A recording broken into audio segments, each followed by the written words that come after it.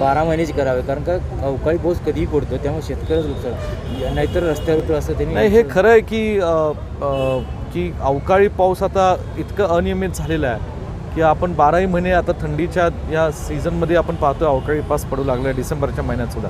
आणि खरोखरच हे थोडंसं गांभीर्याने विचार करण्यासारखं आहे हवामानाची अनियमितता.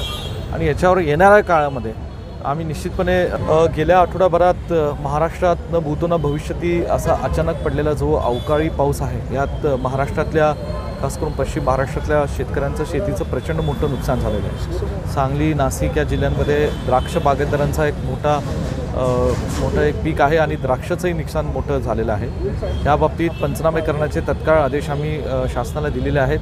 पंचनामे सुरू झालेले आहेत आणि मला खात्री आहे की येणाऱ्या काळात लवकरात लवकर सरकारच्या माध्यमातून शेतकऱ्यांना आम्ही काही ना काही मदत जाहीर करू. पीक विमा